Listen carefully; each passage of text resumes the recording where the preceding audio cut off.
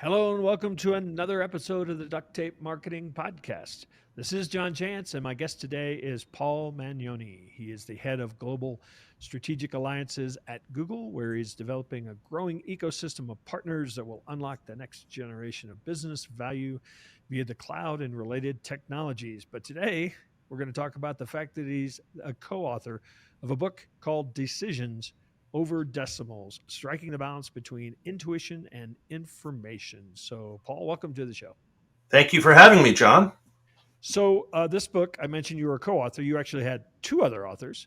As somebody who's written a book, I can't imagine the circus that is three authors. Although I know you have written another book with Christopher. That's right. Yeah. It's a very good question. And the fact is, it's less of a circus because Chris and I go way back. We went to college together and we did write that first book.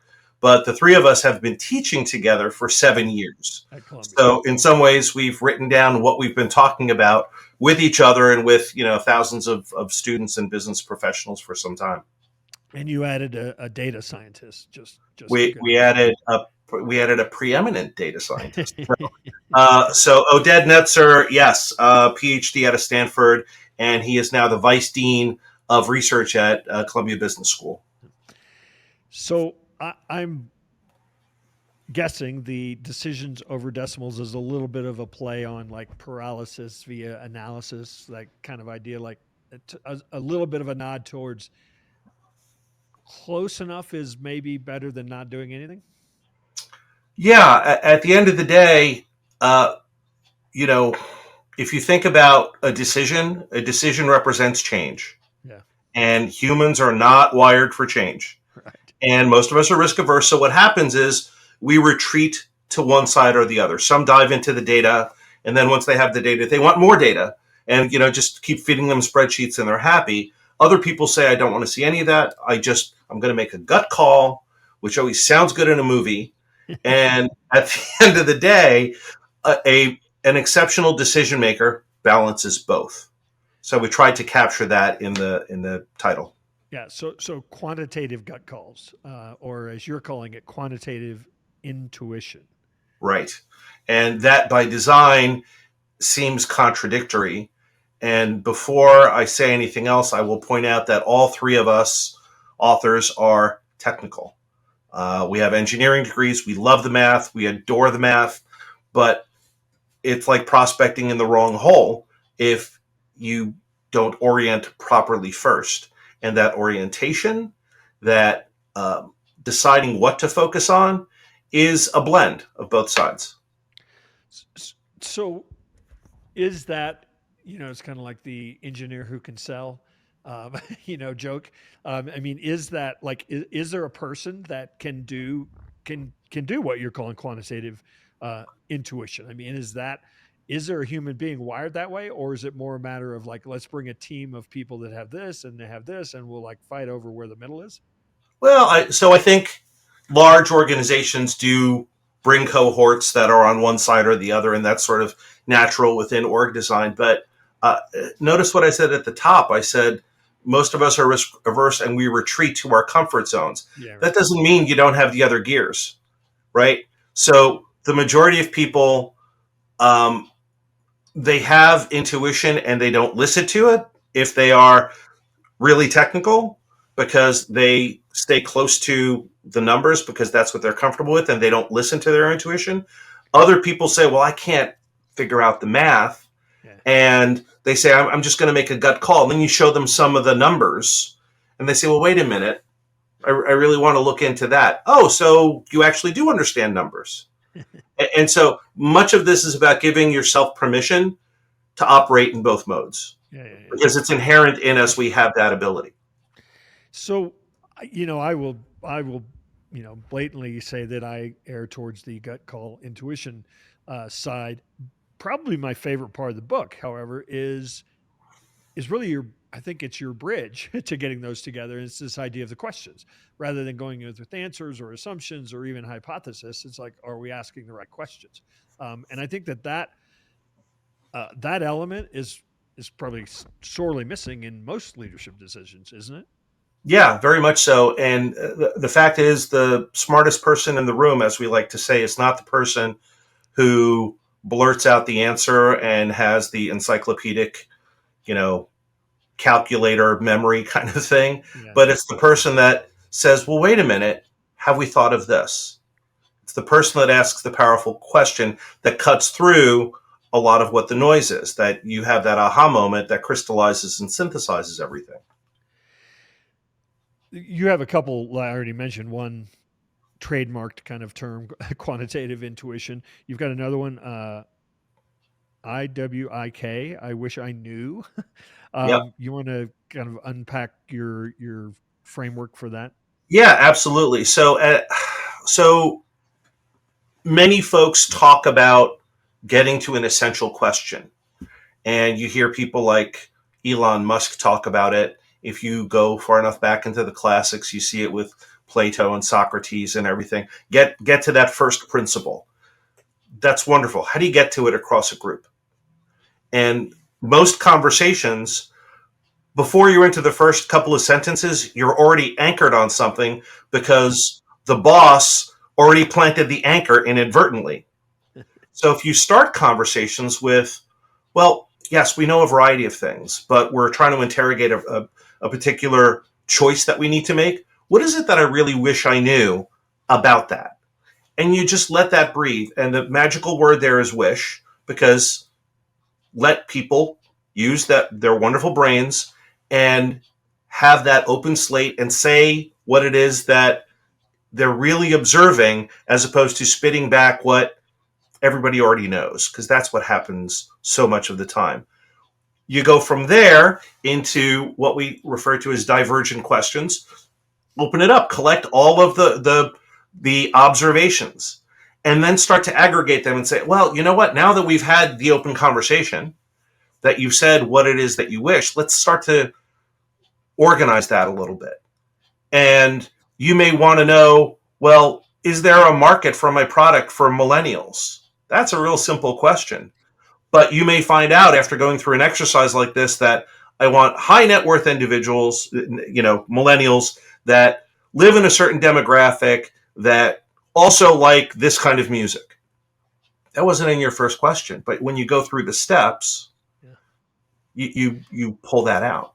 Well, I think one of the things I like, you already pointed to this idea. A lot of times people are biased by, coming in, people saying, here's what we're trying to do, setting the table. But that I wish I knew sort of gives everybody the permission to, I mean, first off, you're saying, I don't know.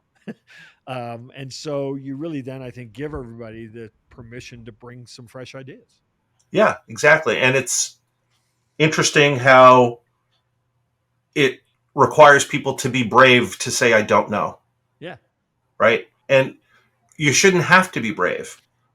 It should be known that the world is moving fast, technology, information is moving fast. How could you possibly know everything? So having an open conversation to say, you know what, we've done the work to analyze what we know.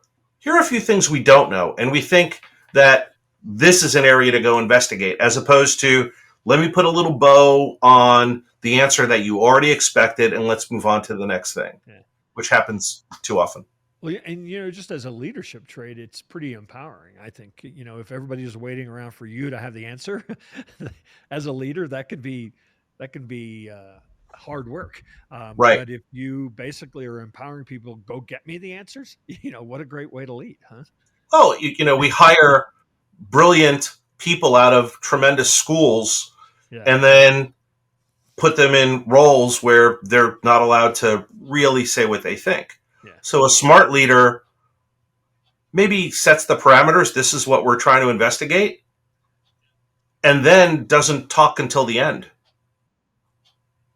Let the conversation flow. Let the ideas come forward. Now that could seem unruly, but it's not. If you put boundaries around it, you put a framework around it, you time box it, and you say, listen, we need to go investigate. Go, be brilliant. Do the yeah. things that are your God given abilities that we hired you for.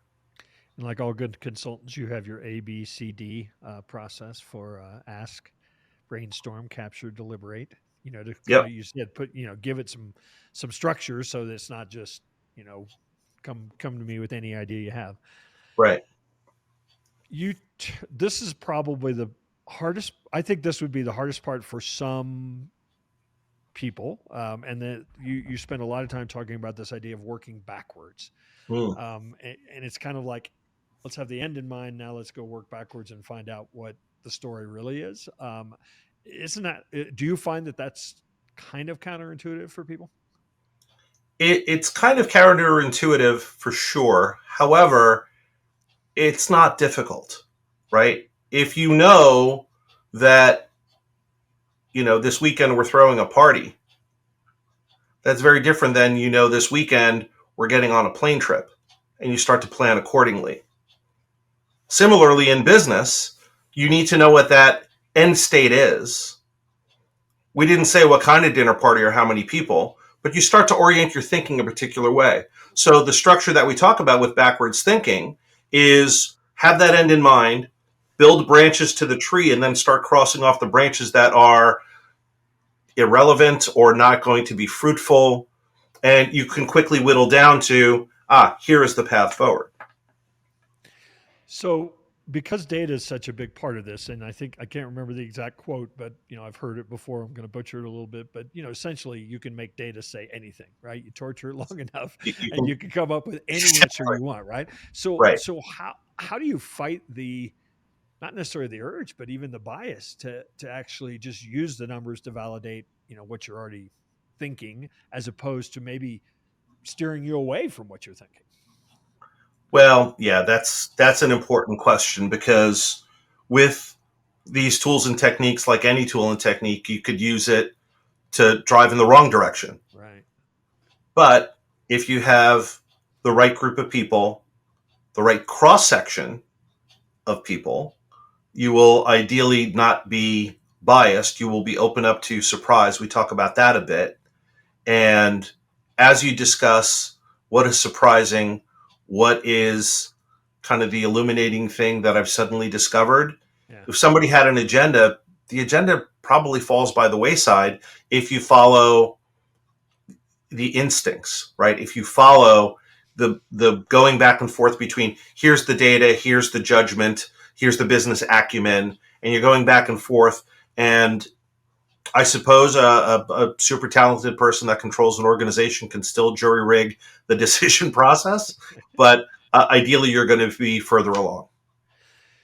So, one of I meant to actually ask this a little earlier, so I'm getting us a little bit out of order here. But you spent a lot of time on the idea that you're going to get a better decision, almost based on how much time you spend framing the problem. Really creating and thinking through the problem is how you're going to ultimately get to a better decision. It's kind of like sharpening the saw before you go try to cut down the tree. Yeah, it's, measure twice, cut once. It was, I think, Einstein that said I'd spend 99% of the time thinking and 1% doing. Yeah. And that's really the case. I see it all the time. Here's a spreadsheet that answers the question. Isn't that the spreadsheet we used last week? How is that relevant right now? And so taking that step back and saying, well, what are we really solving for? And not taking that first answer, because the first answer is probably not thoughtful enough. And, it's interesting how the lessons from childhood come ringing through. Keep on asking why until you're exhausted and there's no more whys. Yeah. Well, why is that? Well, dig a little deeper. And the mindset that we think the majority of folks should have as they go through this is to be an interrogator. Now, you can be an interrogator without being annoying, but it is to be an interrogator, much like a journalist looks and says, well, what is the core here? What is it that I'm really seeing? And do I trust this data? Is it reliable? Where did we get it? Who brought it forward? Did that person have an agenda? Now let's take that, put it in context. Hey, we just sold 12 shovels. Well, the guy in the store next to you sold 20 shovels. Oh, well, we need to do more next week. Hey, it was a fluke snowstorm in August, right? Understand what's happening and put it in context. And does that change the strategy of your business? And so then, just ask those questions that pressure test. So if I adopt this process and I spend a whole lot of time framing the problem and I get the right data and I ask the right questions and I get everybody brainstorming and I make a decision and it's pretty clear that it was the wrong decision at some point down the road, right? Does this I'm really teeing this up because this will be a softball for you, but I'm imagining somebody saying, because the fact that I spent so much time making the decision, does it make it harder to reverse it? Well, decisions, first off, understanding if a decision is an absolute or it is reversible is an important Right. point, right? Most often people lock in because they think, well, I've got to make this decision, and once it's done, it's done. I see other organizations where every single decision is reversible. Either way, you're bogging down progress. Yeah. And so there's no guarantees here that you're going to absolutely get the right answer. But what you're going to ideally do is move crisply, be more thoughtful, and stop wasting company resources as you're trying to move forward. Now, if you were, say, you were consulting with somebody and you were advising them on this process, taking this process, would you say that one of the things that this process, one benefit of this process or going through a process like this would be that it helps eliminate some of the risk? It should. And we talk about a decision moment model is something else we talk about, which is another little framework where we think you can map every decision along 3 dimensions: time, risk, and trust. Mm-hmm. So do you have no time or do you have a lot of time? No time, maybe it's a crisis. A lot of time, it's Congress or Parliament. Low risk or high risk, right? No time, low risk, get the sandwich, get the salad. A lot of time, high risk, you are going to be in a committee for months. The third dimension is trust.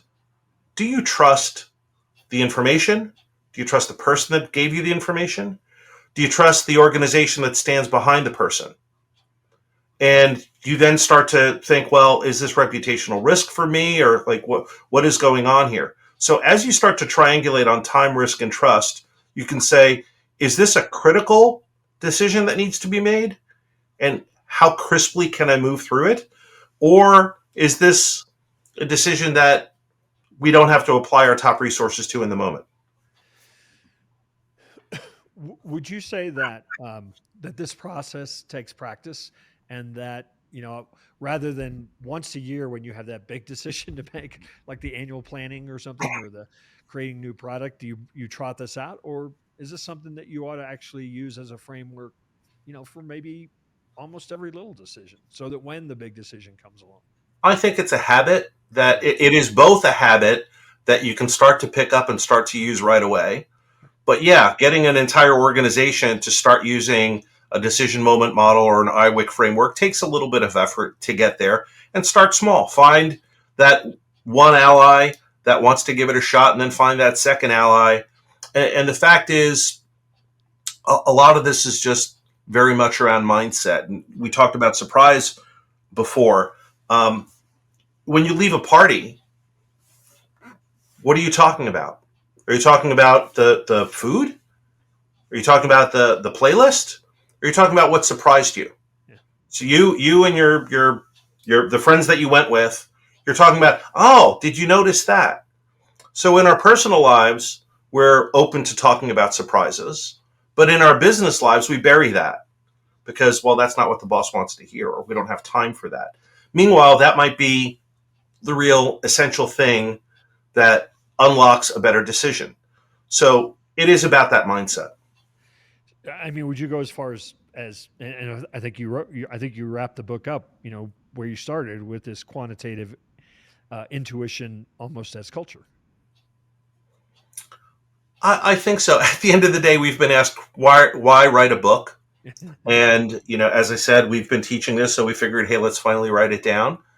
But we do see incredible waste out there in the business world in decision making, and so ideally, we'd like to see a tribe of better decision makers. If nothing else, maybe I'll have a better meeting down the road. I'll run into someone else from the tribe, right? Yeah, yeah, yeah. Awesome. Well, Paul, I appreciate you stopping by the Duct Tape Marketing Podcast. You want to tell people where they can? I know the book is available wherever you buy books, but where they might connect with you as well. Sure, you can find me on LinkedIn, Paul Magnone, Magnone. I'm out there. You can come and take our class at Columbia, and we teach it both in the Exec MBA and the Exec Ed course. And that is entitled Leading in a Data-Driven World. Of course, the book is out there on your favorite local independent bookstores, ideally, but you can find it in the major players out there. And the let's see, what's today? I believe the audio book is issued tomorrow, the 25th. Yeah. So depending upon when you're listening to this, we're recording it October 25th. So book will be available by the time you hear this. It'll be available everywhere. And then I believe you also have a website, DOD. Yes, DODthebook.com. So decision over decimals is the DOD. DODthebook.com. Awesome. Well, Paul, again, thanks for stopping by the Duct Tape Marketing Podcast, and hopefully we'll run into you one of these days out there on the road. I appreciate it, John. Thanks for the time.